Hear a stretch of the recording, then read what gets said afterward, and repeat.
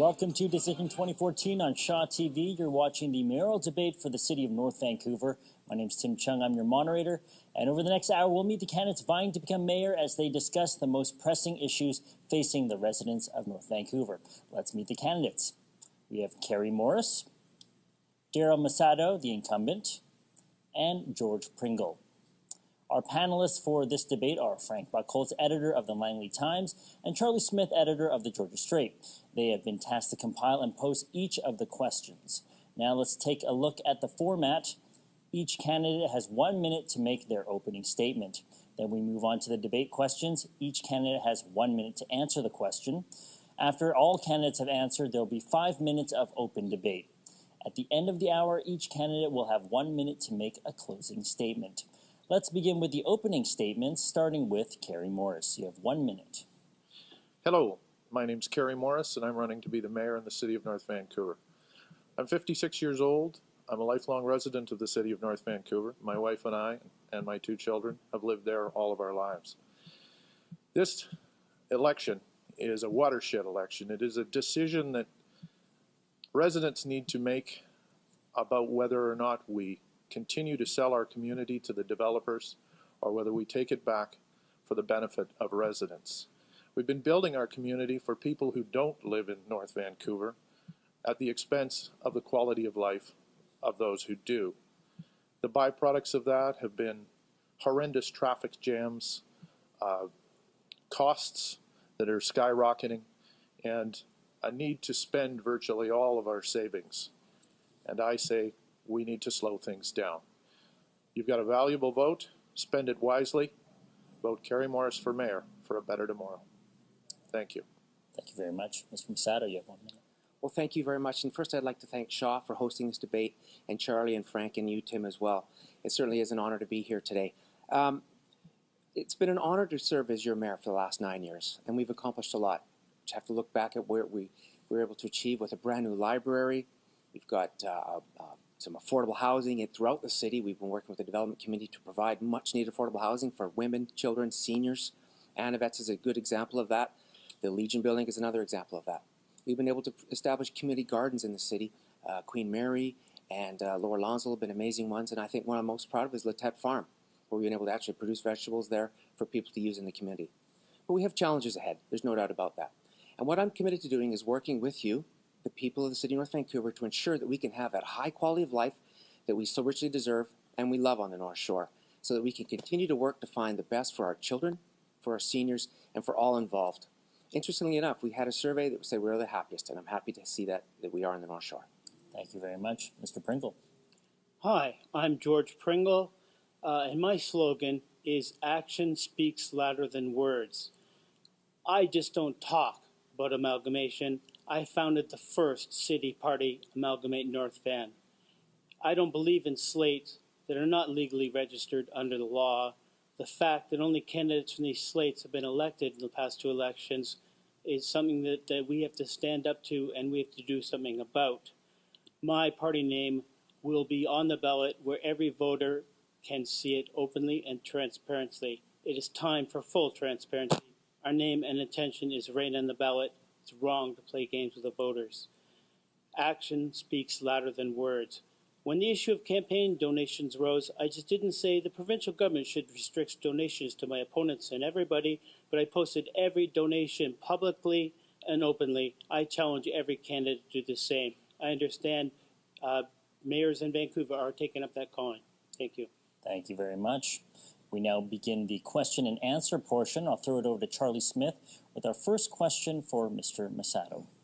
Mr. Masato, the pace of development has become an issue in this election. Some people think densification has breathed new life into Central and Lower Lonsdale.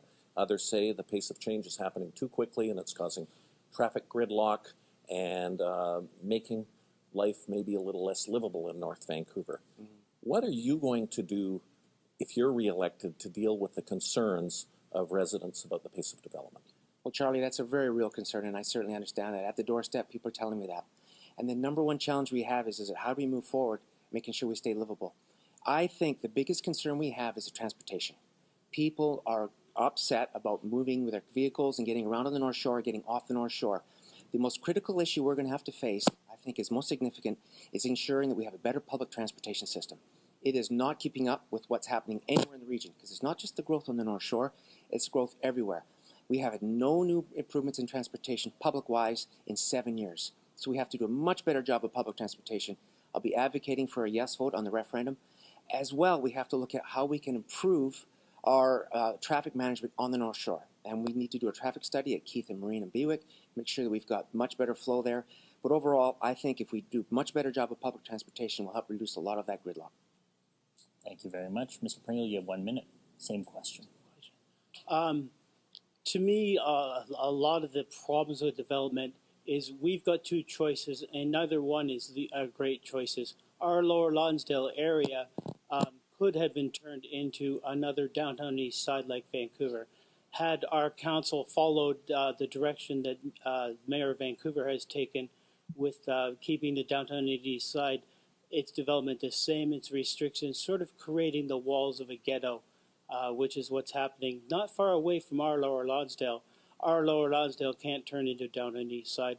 We've got small little developments right now of about 3 to 6 stories.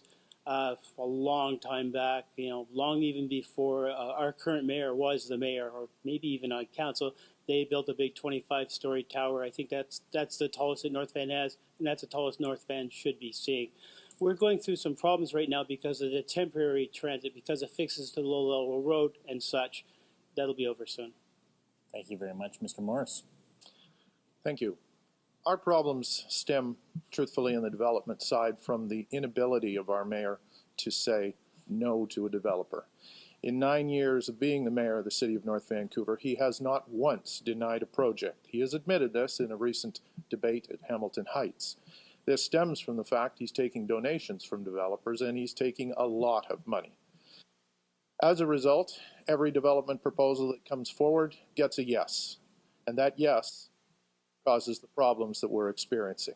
We haven't put in place the infrastructure necessary to deal with the population growth that is hitting the North Shore, and as a result, we've got the people before we've got the capacity to deal with them.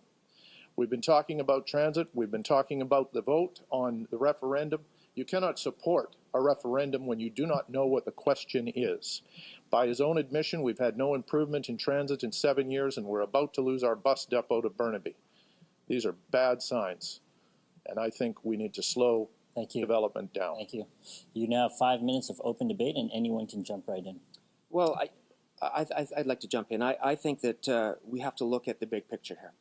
Look at the city's been able to do with development. We've got a brand new library, $30 million to build that library. That library was put in place. The process to start that library was put in place before you became mayor. Yes, you've been mayor while it was there. It was a decision of the entire council, and council supported that decision. And I give you credit for the fact that you are the mayor when the library opens, but it is not all your decision. Mr. Morris, let's be the facts. That library was started while I was the mayor. It was my initiative to put that library forward, and it was me that brought it forward. Land deals that made that happen were begun back in the days of Barb Sharp. You know that, and I know that. That's completely false, Mr. Morris, and you know that. Well, it's not false, sir.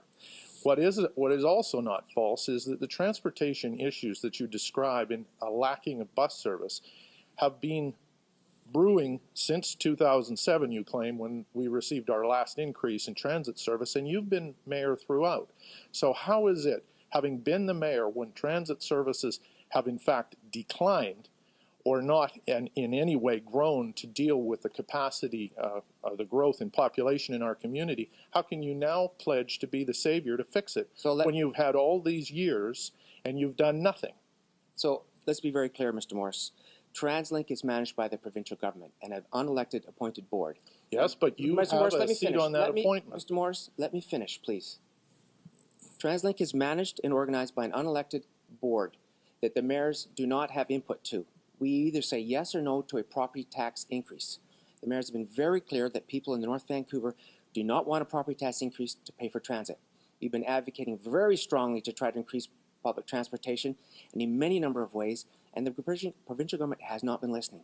We're finally at a point now where we put together a plan to move forward, which includes more C-bus sailings, beeline service on the North Shore, But none of that Mr. Morris, is let me funded finish. out of the Mr. Morris, proposal. Mr. We are Morris. going to approve potentially a new tax or regime of taxes on the residents of North Vancouver, and we are not going to get anything new out of the $7.5 billion Yes, of Mr. Morris, tax that's- income. That's completely We false. are on the second tier of items that TransLink want to do, but still will not be funded out of that You see, $7.5 billion. The real dollars. problem, excuse me, Daryl, I'm going to have a chance yet.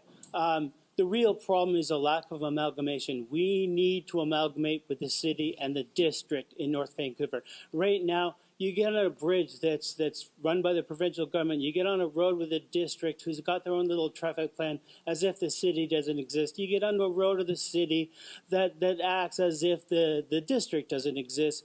There's not enough coordinated planning. We need one council. We need North Van to elect its own council, not including West Van, to be able to deal with these. Not even talking about the federal highway that runs through both, sometimes the city and sometimes the district and sometimes different places at different Well, I times. don't disagree with Mr. Pringle's position that we should study amalgamation. I think That's not neither my side position, of the Carrie. Mine is follow neither the side of the provincial law, issue unlike has your any wiffle waffle. knowledge of whether amalgamation will be good for the city of North Vancouver or bad for the city of North Vancouver. So to advocate for amalgamation in these circumstances is premature and inappropriate. Having said that, Mr. Pringle is also right that we need to study transportation as a North Shore-wide issue. There should be an integrated North transportation Vancouver, not North Shore.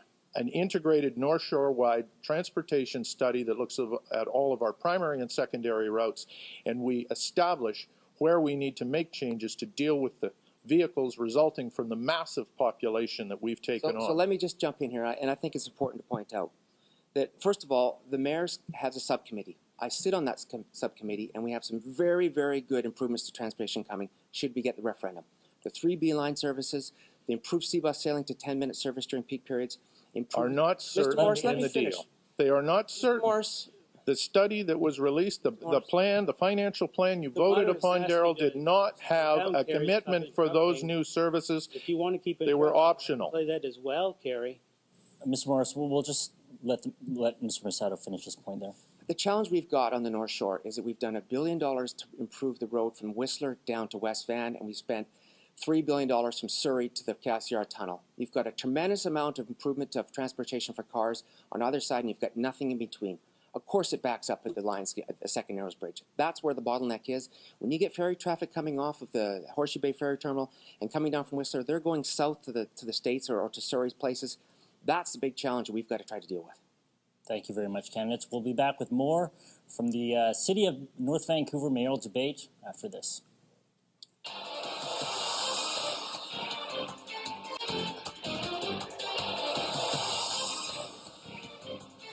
Welcome back. You're watching the mayoral debate for the City of North Vancouver. I'm going to throw it over to Frank with his first question for George Pringle. Thank you very much, Tim. I've changed the order of my questions a bit just based on some of your discussion. George, you brought up the issue of amalgamation, and you'd like that to happen. I edit a newspaper where we cover the city and the township of Langley, very similar to the city and the district of North Vancouver. And amalgamation, whenever it's brought up there, there's always one party that loves the idea and the other can't stand it. In our case, the city doesn't want it, the township thinks it's fine. How are you going to convince the two municipal councils and the voters that amalgamation makes sense when there's obviously a lot of, sorry, I can't think of the right word here, but there's a lot of resistance to that idea? Right now, we're sort of the opposite from many other places in British Columbia. Usually, it's the urban core who spends more money, like in Victoria, for policing and everything else, and repairing the damages. Hey, the kids in Oak Bay or suburban kids come in and do police-wise. And in North Van, it's actually the district is on side, but have to be convinced that adding West Vancouver with its higher taxes is a mistake. And a 4-3 vote, I won that argument at district council. In the city, of course, at the start by the provincial law, we need a motion of at least 4 people or 4 councillors on each side to start the process going. But nobody knows what they're going to vote on. So until you do something like have a citizens' assembly and an open process to decide the details, or the citizens to decide the details, you can't actually have a functional vote. It's one of these things that Kerry just absolutely doesn't understand. Thank you very much. Mr. Morris. Thank you. The issue of amalgamation is not new. It's been ongoing in the city for years. We have various competing issues if we consider amalgamation. The city has well in excess of $100 million in the bank. The district does not. The district, by its own admission, wants to put the density into the city. Arguably, we're doing a fine job of it ourselves.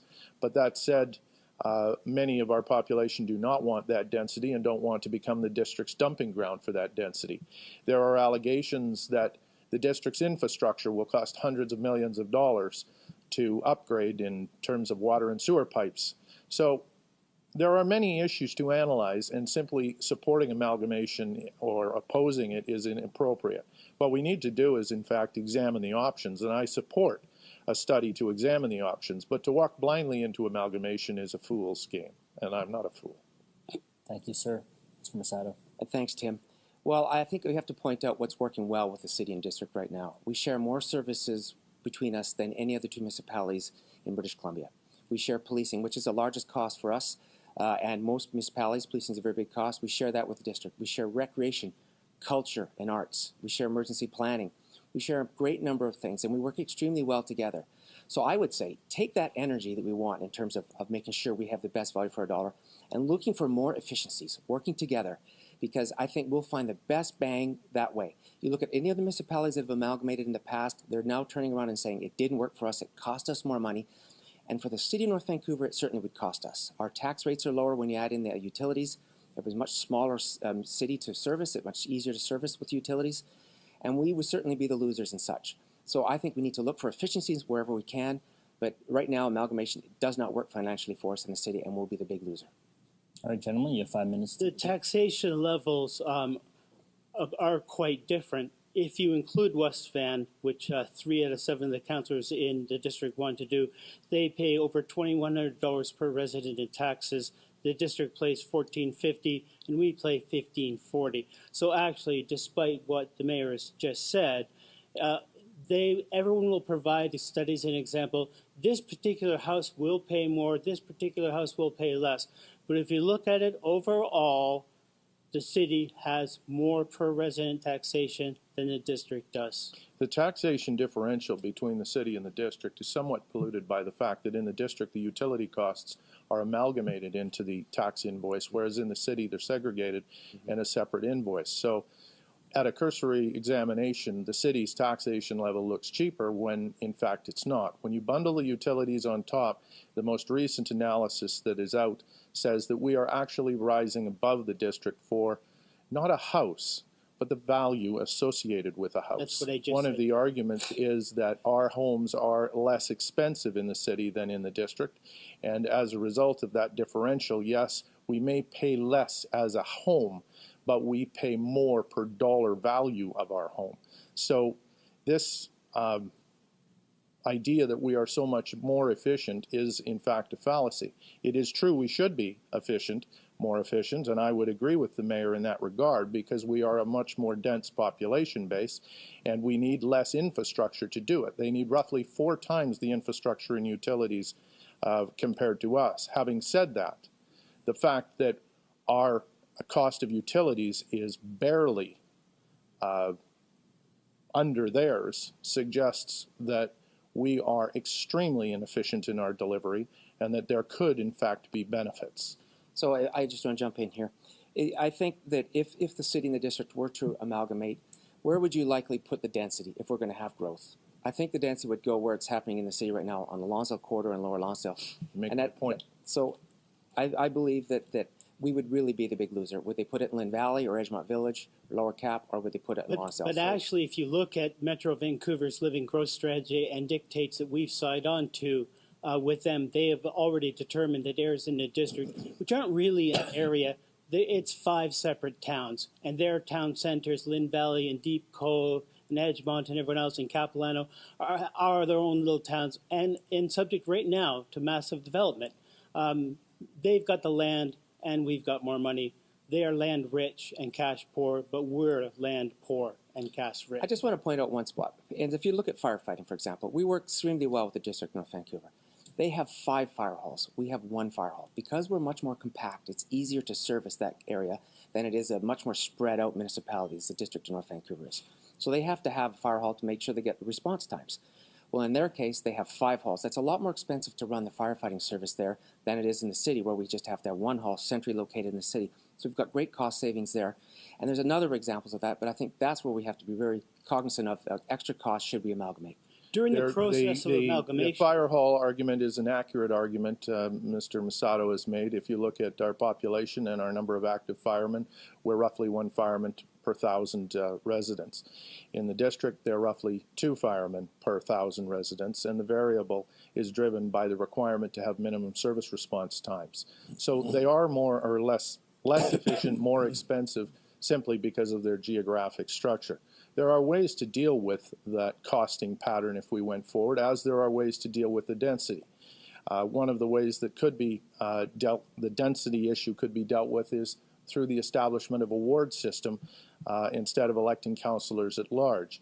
These are all options, and they make an analysis of whether or not amalgamation would be good for the as city, a member of the task something force that we in should the look at. city, I proposed a ward system, and not a other member of that task force or the council, when I brought it to council, agreed with the ward system, just as a way of getting our pathetic electoral turnout up.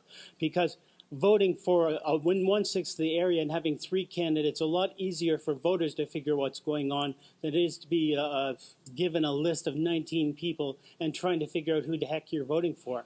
However, it is highly inappropriate to proceed on the basis of having an amalgamation you don't understand anything. without having an analysis of whether it would be good for us or bad for us.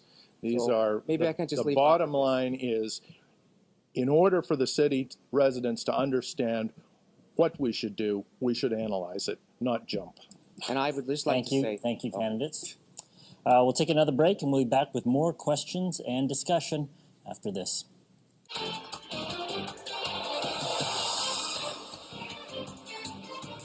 Welcome back to the mayoral debate for the City of North Vancouver. I'm going to throw it over to Charlie Smith with his question for Kerry Morris. Mr. Morris, you've made an issue in this campaign of the city's legal costs. You've also alleged that there have been threats of lawsuits using taxpayer dollars against yourself and other public figures. Can you explain what this is all about and why you've decided to make an issue of this? Well, it all comes down to whether or not it is an appropriate use of taxpayer money. We're all competing to be the mayor of the City of North Vancouver. That means that our judgment in allowing things to happen at the council table is central. Yes, I have been threatened with a lawsuit. I did not accuse any staff member of doing anything proper, unlike the accusation issued by Mr. Ken Tolstom. In fact, no employee is guilty of doing something wrong if they're told to do what they do by somebody in authority. And those employees simply do as they're told. I never defamed them at all, and yet I was threatened with a legal action for defamation. Now, this matter has clearly been decided in a case called Dixon v. Powell River.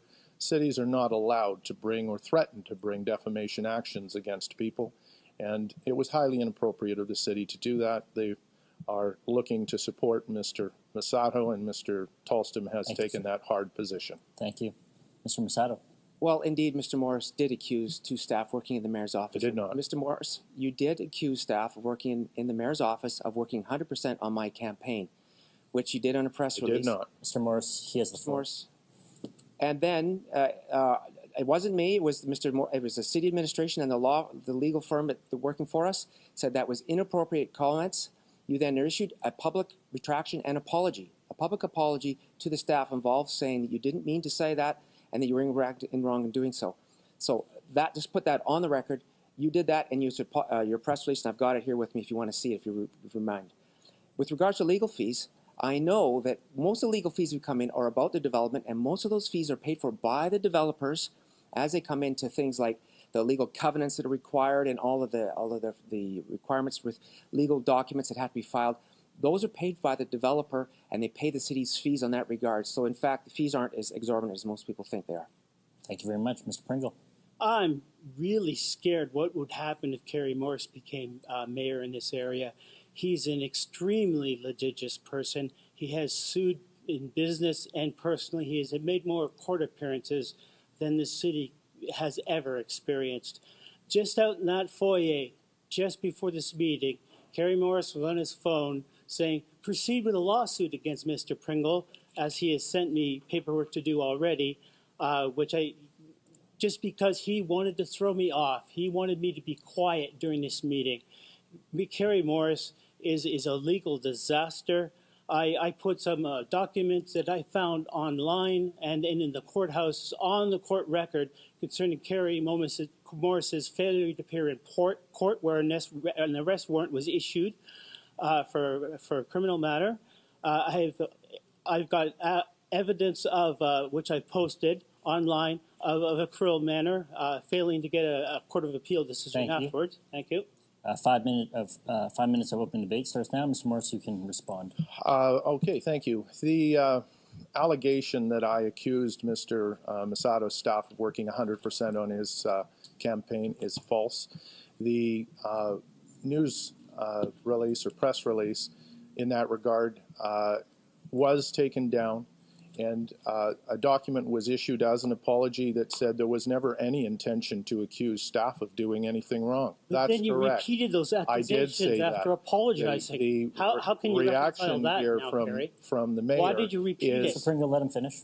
The reaction here is, in fact, in relation to an article I published where I identified just how many people or that there had been a significant number of people, not just myself, that had been threatened with lawsuits by Mr. Tolstom. In fact, I've been informed that there are as many as half a dozen over the course of a number of years that have been threatened, and other employees. Now, all of these things have been done in the name of the city against elected officials. Is that how we keep our elected officials in line behind closed doors? I don't think that's an appropriate thing to do. I don't think it's appropriate resource expenditures for the city to be threatening to sue its elected officials and employees. So are you an elected official, Mr. Morris? I didn't say I was in the group, Mr. Pringle. Now, as it relates to Mr. Pringle, he has posted material that is defamatory in relation to me. You want to look at the court documents now, Kerry? He knows it is false. He knows that the materials were struck. He has done it purposefully, and he's doing it to help Mr. Masato, in actual fact, who is green-lighted Ani to provide donation dollars to Mr. Pringle, and Mr. Pringle has taken Ani dollars, as has Mr. Masato, in this election cycle. Will you declare who paid for your campaign office? And my campaign will be posting all finances as of midnight tonight. For funding? No, I did not approach anybody Labor for funding. Council says differently. Well, I never approached anybody for funding, and you're doing Darrell's bidding for him, and that's fine. But the fact of the matter is, all of my donations are maxed out at $300. They're all from private individuals. They will all be posted on the web, and I encourage you to go and look at them. And I have issued a challenge to Mayor Masato to, in fact, do the same, and I'd like to hear from Mayor Masato if he will post his donations publicly. I'd like to see all three of you do so. So if we could just get back to what we're talking about, I know this is quite unpleasant for many people watching. I've got in my hands here, Kerry Morris apologizes to city staff, and I will read it. It says, in a news release dated July 20, 2014, announcing the opening of his campaign office, mayoralty candidate Kerry Morris discussed the campaign advantages that befit a sitting mayor. Kerry Morris did not mean to suggest any unethical conduct or impropriety on the part of the city's North Vancouver staff. Kerry Morris unequivocally retracts any such suggestion about hard-working staff and regrets any embarrassment or inconvenience that his words may have caused. Signed, Kerry Morris. So that's true. I said that, and the staff were never accused of doing anything wrong. It was, in fact, the tasking for the things that they were doing that was being challenged, and that tasking comes from the mayor. His deflection and the use of city dollars to conduct a political deflection was what is central to this matter. This is the mayor doing Kerry. doing instruction to his staff to do things in relation to politics. So is this not a true apology then, Mr. Morris? Are you telling me that they're working on my campaign? I never accused them of working on your campaign I've got without the press instruction. And if they did something under instruction, they didn't do anything wrong. Mr. You Morris, did, then Mr. Mayor. Why did you issue this apology? Mr. Morris, very clearly you've been intimidating staff at the city. I have not intimidated anyone. Morris, in fact, Mr. Mayor, since you've raised it, the issue of intimidation, I have released last night a press release related to an employee who was fired by the city and paid severance to go away in relation to contaminated water and the fact that the city was turning on water systems without following the required protocol. I encourage you to have a look at it. The city has not been following the Vancouver Coastal Health Standards for the distribution of water in the city. The press release discloses that the city was challenged on this by the employee. The employee was subsequently terminated, and the city paid $24,300 to hide that employee's departure. And that employee has a gag order against him and can't tell the truth. To keep an eye on Kerry's outbursts. Candace. Thank you very much, Candace. Time is up. Let's take another break, and we'll be back with much more.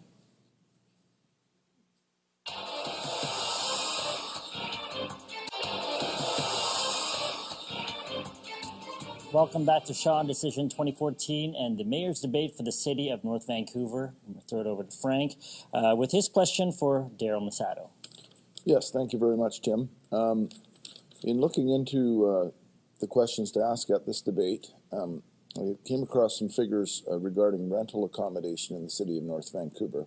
I understand that just recently Hollyburn Properties has announced that they will be building a building of 130 rental units at 14th and Chesterfield.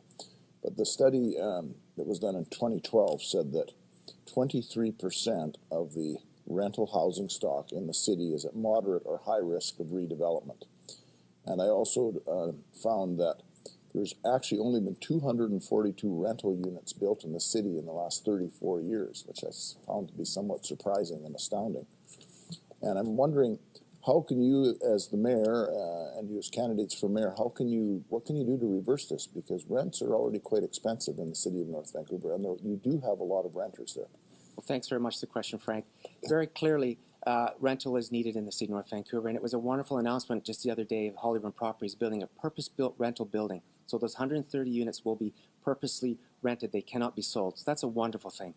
But, you know, it gets to the crux of living on the North Shore and the need to try to find affordable housing for people. I just point to there's a number of different ways to deal with the issue, but one of the ones we were very successful at was the Anavets project down at 3rd and St. George's. We were able to maintain 80 units that would have been torn down because the buildings were old, 80 units for the Anavets Society, brand new units by working with a developer so that they got some units and the Anavet got some units.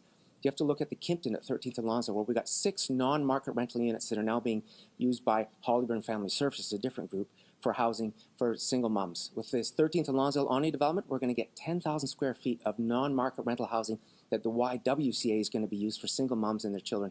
So it's a very challenging task. We need the federal and provincial governments to step up to this, but the city, I think, is punching above its weight. Thank you, sir. Thank you. Thanks, Mr. Pringle. I live in a little three-story walk-up, probably, 30 or 40 years old. It's just been sold from one company to another company. And my first question, of course, are you just going to get rid of me to convert it and to raise the rents? And what the new company is doing is anytime someone moves out of the building on their own, they're renovating that and re-renting and probably, and sprucing it up and charging a lot more. That's what happens a lot on the streets. The general situation where we're having a dearth right now, and the reason why Hollywood is making it, well, besides the fact that council forced them to do it as part of the deal for making a library, they've signed a covenant. They have to do a rental building. It's what their zoning states. But they wanted more, and council turned down them going over 14 stories when they came back to council trying to get that changed. The market themselves has changed where rental is actually more affordable than the condos. They put a glut of cut you off there, Mr. Pringle. In now. Thank you. Mr. Morris. Yes, the report you cite, the Corellis report, identifies that 23% are under attack from developers, rental units under attack from developers in 2012, but that will rise to 40% by 2023. What we've done is we've stimulated through excessive development opportunities height on each one of our renter buildings, our 3- and 4-story walk-ups throughout the city. We've stimulated attack of those buildings by saying to every developer in town, just bring us your proposal and we'll do whatever you want. And we've put people in harm's way. We may have made small inroads in getting some affordable housing here and there, but we are taking massive quantities of affordable housing out of the marketplace. We're protecting ourselves as the city, getting fine checks, but we're throwing our senior residents who live in those units under the bus. Those are elderly people, grandma and grandpa, fixed income. We should be looking after them, not the developers. Thank you. You may begin to. As I was saying, the market takes care of these things there. The condo people are responding. When Mr. Morris says this is going to be an increasing problem, it's not, because the condos they're building around Marine Drive right now are going to have a high level of renters. The amount of renters in normal strata buildings, or the amount of units, are turning rental because they can get money from rental that they can't get through the other way. That's what happens when you increase a supply. That's true. We can't sell the units we've got. If you go down to Esplanade and look at the Pinnacle buildings that were built, we've got a massive number of those units which have remained unsold for as many as 6 years. The result is some of them have now swung to rental for a short term. We've approved so many products that we do not have the capacity to absorb that demand or that supply. And as a result, we don't have buyers for it. That demand. So they'll create the demand that fills that need. It is not all about North supply and Vancouver, demand. I mean, come on. There are going to be over 1 million people coming into the Lower Mainland themselves, and a lot will come to North Van because it's the best place to live.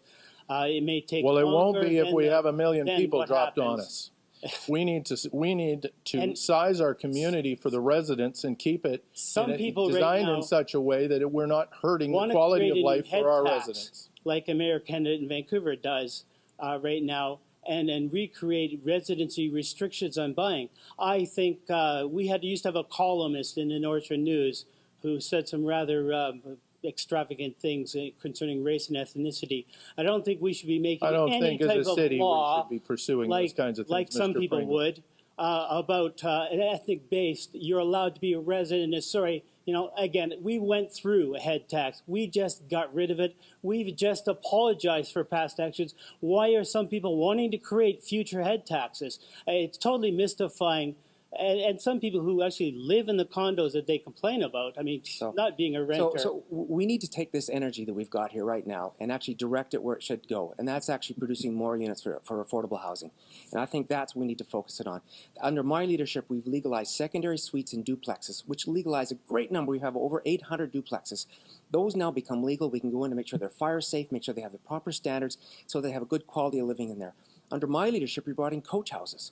Coach houses are a very viable way to have family. In fact, you had the first coach house. Well, under my leadership, we legalized coach houses in the city of North Vancouver, and in fact, now we have to take that next step forward, such as the city of Vancouver has done, to allow 3 units per property where it's appropriate. And I think that's where we can start to get proper types of housing for people where it's affordable. This is where this whole thing goes sideways. The coach house idea has been put forward so that each single-family residential neighborhood will now effectively become a triplex neighborhood on each and every lot. Absolutely false. It is alleged that this absolutely false. This opportunity will arrive for every homeowner that they will be able to put in a coach house if they wish. What hasn't been discussed is that the exemption for the FSR space in the cellar, which would give the available capacity on that lot to build some more structure, is only able to be employed if you meet the energy 80 guidelines. And most of the homes, trying to claim that is council policy when it's not. On most of the homes that have been built prior to 2009, they do not meet the energy requirements that would give them the FSR exemption for the cellar space. Therefore, they do not have the available FSR remaining to build a coach house. This value will accrue to developers who whack the house down and build all new structures to the new standards. Mayor So this Masada, benefit, how many if it coach were houses have passed been in the built new in North Van OCP, since will the not coach house policy accrue was to the passed? residents of the city. How many It will accrue to the developers. Fear-mongering about? So we've only had about 30 coach houses that have been built in the city of That's a big Vancouver. And we scare. That's correct. We need an incentive to actually improve that number. City of Vancouver has done much more. What we're finding is that when you do coach houses and you work with the neighbors, you work with the committee, you get sensitive density increases that really work well for everyone. And it works well for families downsizing. So if a husband and wife want to be able to move into a smaller unit, they can go into the coach house. The family then, the kids, can move into the main house. And it actually works extremely well. Still, it's not financially viable. We need to try to find that third unit to make sure it's viable for building those. And knocking down all of our existing affordable older homes is not the way to do it. This, as it's proposed, would put all those houses under attack. Nobody but you is ever saying that, Kerry. Thank you very much, candidates. Let's take another break, and we'll be back with more questions after this.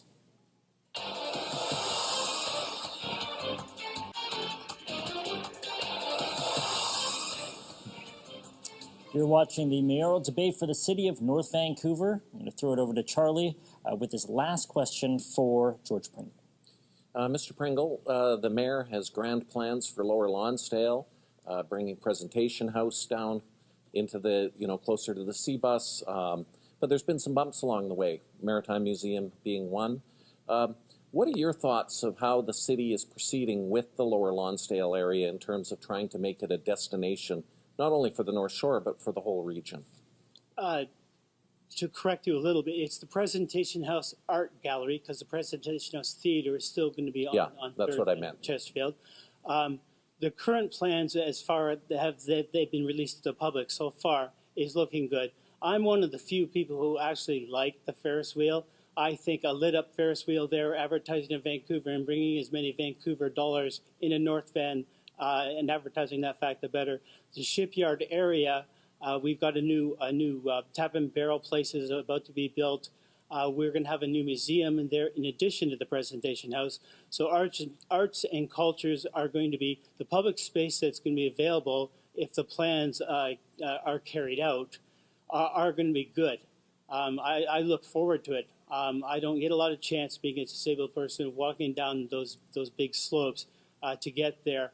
But the Friday night market that's there now that comes in the summertime has been great. And I hope it's going to be just as great or better in the future. Thank you. Mr. Morris? I oppose the Roger Brooks plan for the shipyards. The plan essentially calls for somewhere between $30 and $50 million in public monies to purchase everything from Ferris wheels to outdoor ice rinks. I don't know whether you've ever tried to freeze ice outdoor at sea level, but I'll tell you, it's not easy. The bottom line is we're going to need our money. We've got Harry Jerome to rebuild. We've got a water treatment plant that's going to cost the city of North Vancouver, in the best circumstances, at least $23 million. That hand you feel on your wallet every morning is going to get worse if we squander $30 to $50 million at the shipyards. The people down there don't want it. The residents in those buildings would be faced with it every day. There are much better uses. A public plaza that would animate using portable structures, allow the Friday night market and other transient uses would be a far better outcome for that property. Thank you. Thank you, sir. Mr. Masada? Well, I was disappointed as you were when we heard that the National Maritime Centre was not going to go forward, and that was a very disappointing moment for all of us. So we do now know that we're going to hopefully have the museum down at the waterfront, but we're very excited about what's happening because the Presentation House Gallery, as George has pointed out, has been approved and moving down there, and they're working very diligently to make the funds available to build that building. So we're very excited about that with the Spirit Trail coming through. As was mentioned, the Tap and Barrel is coming in. But most importantly, we heard from over 1,000 people that they wanted that to be the gathering place on the North Shore. And you only have to look at the success of the Friday night markets. It's amazing. And those of you who've been down there, you'd agree. You got the food carts and you got the performances and you've got crafts, and you've got just a really great place to be every Friday night. People talk about that. So we need to enhance that and make that grow for other nights of the week and indeed the other area. And I do believe that a water park for kids in the summertime and an outdoor ice rink that's been done at Robson Square at sea level can be done in the city of North Vancouver, so it's free to use for everyone, and it'll be a great opportunity all year round. Thank you. You have 5 minutes. The possibility of putting a Ferris wheel on that dock is zero. The structure itself is not designed for the kinds of load and energy aspects that would result from a rotating Ferris wheel of any size. It would also take away from public use what has become one of the nicest promenades we have in our community. We should leave it for the public. We have no business putting a Ferris wheel out on that dock. We should leave Further, it to the engineers to decide that and figure out what can or can't be done rather than laymen like Kerry. Or lay lawyers like George. The other aspects of the plan that is thought of down there, such as a large commercial structure, essentially to compete with all of the empty commercial structures that we already have on Lonsdale, seems to me to be a mistake. The city has no place in entering into the commercial real estate business in competition with existing real estate operations where they can't lease those spaces out already. Business Association is quite in favor of this. The professionals are speaking on this rather than Kerry. The Lower Lonsdale Business Association has about 37 or 38 local residents in the you city. You can hear gunshots through the empty halls when they sponsor a Christmas thing. That Kerry attacks everybody. He's an angry little man, and he's about to, get his Mr. Pringle, no personal attacks. So we've all, those of us who've been fortunate enough to be able to go to Europe and actually travel there, we've all loved the European type piazzas, those plazas where people come to meet and they have a coffee, they relax and they socialize. That's what we're envisioning for the waterfront area. I think it'd be a great gathering place for families, for seniors, for everyone to come down, do some shopping, watch what other people are doing, and really enjoy themselves. And they're very successful in other areas, and I think we can do it here. I agree with Mr. Masato on that particular point, and I would like to see a European-style plaza in that area, and that is what I am advocating for. But Mr. Masato is advocating for a structure down there that would be a two-story building with a bridge across to Pinnacle, so that the Ani Group would have access to the second floor so it could expand its convention center operations. This is about supporting developers and their development wishes, and that space should remain for public use, and a plaza, which Mr. Let's just be very clear, Masato has identified, is the correct use for that space, and I will support that. So, Mr. Morris, just to be very clear, it was our consultant, Roger Brooks, who suggested we needed more hotel rooms down there, and he drew on a map a connection over so that we could have more hotel rooms. Because the convention center space we have there we need more rooms to fill that space. To take this to a slightly different place, when Mr. Morris has said the new water filtration plant that's going to heavy expend that's about to hit, one of the ways of us getting big bags of money from the federal government is to become a big city. There's what's called a big city convention where the federal government, Gregor gets to go to that. The mayor of Victoria can't because they don't have 100,000 population. If we amalgamated with the district, we would have that criteria. We would be able to go to those and get and lobby federal ministers who just live to give out money, especially with an election rapidly approaching. To get back but on point. It's not happening right now because of opposition to amalgamation by both the people opposing me. Mr. Masato has just identified that one of the intentions of the new development down there is to create additional hotel space. We acquired that site by giving up density to the Pinnacle Group all across their buildings on Esplanade. It was taking back real estate that was going to be put into accommodation or housing that gave them the density on those buildings behind, and it was our space now in trade for the height we gave them. Now I hear in this debate that the mayor is proposing more housing on a piece of real estate that we are supposed to use for plaza.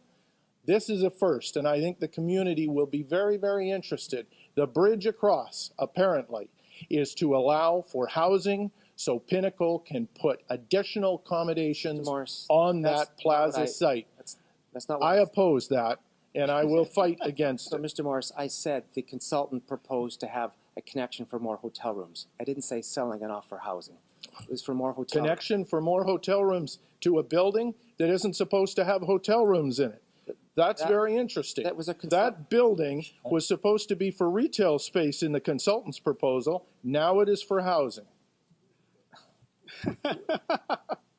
You know, the consultant recommended that to us. It doesn't mean we're going forward with that. We're committed funds to do more investigation. We're not actually putting housing there.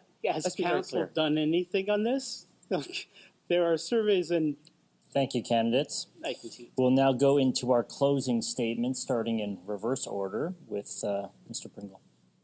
As I said in opening statements, action speaks louder than words. There has been some confusion created about amalgamation because one candidate will always say, oh, you're jumping from the frying pan into the fire and all kinds of other things like that. The fact is that at the very first council meeting, a motion can be moved in both the city and district chambers to create a citizens' assembly that will take 2 years to write up a plan, including the details. And then councils can look at what their decisions have come up with and ratify or not ratify them and decide, according to British Columbia law, whether we go to a referendum or not in October of 2017, a year before we could have an election if the citizens approve of actual details. People can argue about details that haven't happened. We have to get to that step. We have to have the trust of people. Thank you, Mr. Masato. I'd first like to thank the people who are watching this at this episode, and I'd like to thank you, Tim and Frank and Charlie, for putting the time in to do this. It has been an honor to serve as your mayor for the previous 9 years, and as you know, we always have lots of challenges and lots of different opinions, but I pledge to you to continue to work with you to find win-win solutions. We have very complex issues coming, but I'm very confident that we can do that. We have to renew the Harry Jerome, which is a very high priority for us. We have to ensure that our public spaces are done to the best possible ability. We have to ensure that we keep your taxes as one of the lowest in the region. So as your mayor going forward, I will pledge to do that, and I will pledge to work with all different diverging groups to make sure that we work to find the most we can together and work to consensus and have the great city that we all love to live and enjoy in. It's a challenge. There's certainly different opinions. I get it every day. I get the phone calls. And, you know, the great thing that makes me happy the most is that people care about our committee. You care about our committee. You want to give us input, and you care about how we move forward. And that is so valuable because that makes a great committee for all to be involved in. So thank you very much for watching us today. Thank you, Mr. Morris. Yes, thank you. The direction this community heads is going to be significant on this election. We will either embark on a development frenzy or we will slow things down and conduct our future development at a pace and scale that is within the desires of the residents of the city of North Vancouver. There is no motivation in me to say yes to every development because I'm not taking any money from developers, unlike both of my competitors for this chair. I am telling you clearly, I will have no conflict of interest when I make a decision, and you can rely that I will make that decision in the best interests of the community. The development issue has us divided, and you need and have a clear choice on election day to cast your vote and determine which way we go. Thank you. Thank you. Well, that marks the end of this debate. Thank you very much, candidates, for participating today, and good luck to you on November 15th. Thank you.